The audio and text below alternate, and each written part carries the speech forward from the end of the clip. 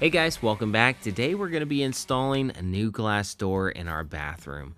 We've had this shower curtain for several years now. We actually just renovated our bathroom a few years ago, and it's always been in the plan to put in a glass door here, but haven't gotten around to it till today.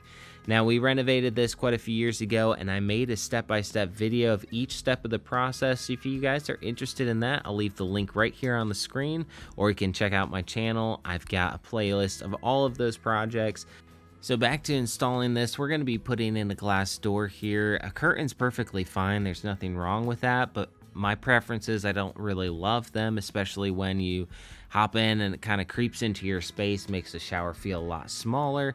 And from the outside, if it's a smaller bathroom, it makes it feel even smaller and closed in, having a curtain there. So a shower door can be a great upgrade and make your space feel a lot bigger. Now there's a lot of different models of sliding doors. This one actually opens out. And if you're interested in this specific model of door, I'll leave the link down in the description below. But we really like this door because it has very minimal amount of hardware that gets in the way, making it feel even more open. Now, before you get started on anything pre-drilling, you want to make sure you have everything marked out and you use a good accurate level to make sure that the door is going to be hung plumb. This is going to help you out a lot, especially with those sliding doors. You want to make sure you get it just right. Then the next thing that I would say to make sure you do is check for a stud. This is a really heavy shower door. Some of the track doors are a bit lighter, but you still want to make sure that there is a stud behind each side of the shower. You don't want to be screwing directly into the sheetrock. It won't have enough strength to support the doors. So I'd recommend just checking with a stud finder, making sure you do have a stud right where you need it. If you don't have a stud there, you might want to consider something other than a door because that might not be a good option, or you can cut into the wall and install some blocking to screw to ensure that the door is going to be stable enough. Now I'm going to be installing the brackets to hold this glass panel, and this really depends on the specific type of door you buy and the directions they provide, but I'm going to put a little bit of caulking behind each of these mounts so that it doesn't leak any moisture into the wall. And so this is just some clear tub and tile caulking. I'll put it behind the mount, screw it into place, and a little bit of excess silicone will squeeze out, and I'll just wipe off that excess once I'm done.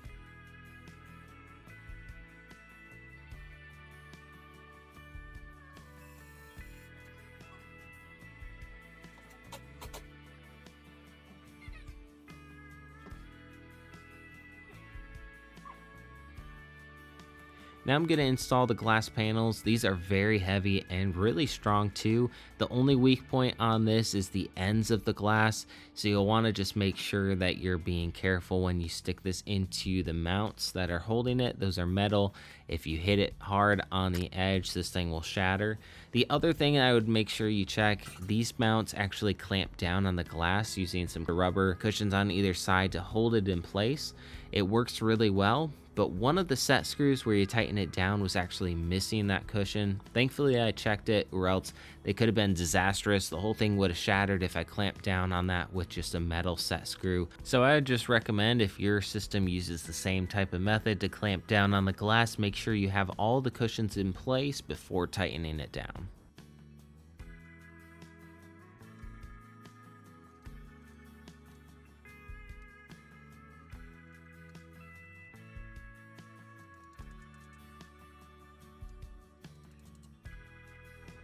Now I'm going to move on to installing the swinging door on the left side. The right side's just a fixed panel. It stays in place. This left side will swing. And this is where it's absolutely necessary to have a 2x4 behind this to hold the weight, because there's going to be a lot of weight pulling on those hinges when you open this door. And again, I'm going to make sure everything's lining up and it's where it needs to be before I make any marks to pre-drill the wall and then attach the hinges.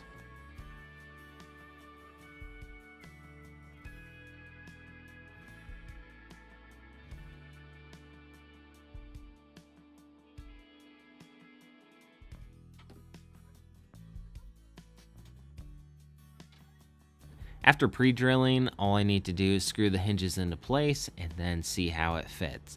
Now with these hinges, how they clamp onto the glass, there's a bit of wiggle room and minor adjustments you can do with that. So I'm gonna mount this and then make sure the gap in between the glass is perfect.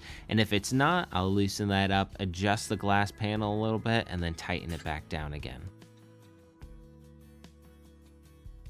I also left the glass panel a little looser so that if I did need to adjust anything, I can, but everything's looking good, so I'll go ahead and tighten down that panel as well.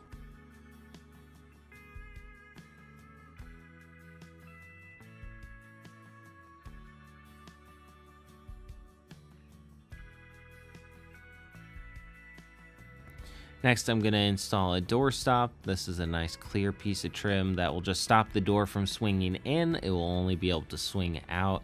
It also helps overlap the gap here so that water doesn't escape from the shower and cause damage over time.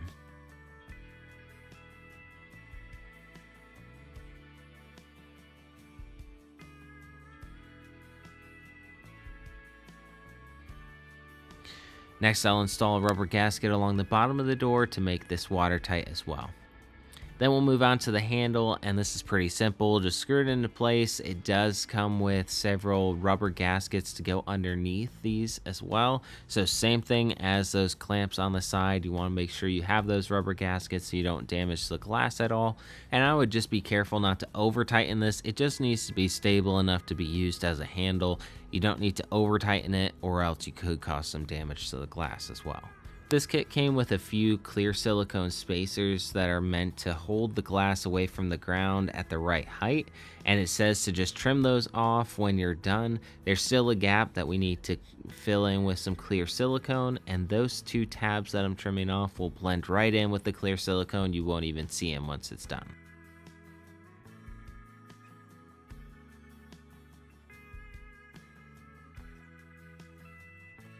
Now the last step to make sure everything's watertight, gonna use some tub and tile clear silicone to go around all of the edges with this. This glass panel that's just stable, I need to caulk both inside and out to make sure that gap is completely filled. No water will be able to get out of there. I'll also go up the side of the wall and fill that in. But the door side, everything is good from there. I might put in a little bit of silicone around each of those hinges, but other than that, everything should be good.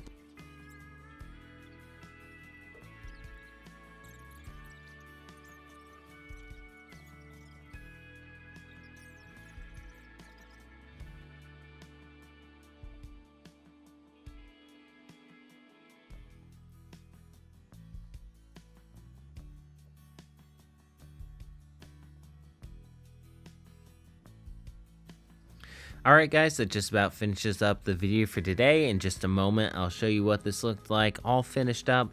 Hope this was helpful for you. If you guys like this video, hit that like button down below, and don't forget to subscribe to the channel if you want to see more videos like this. Thanks so much for watching guys, and I'll see you in the next one.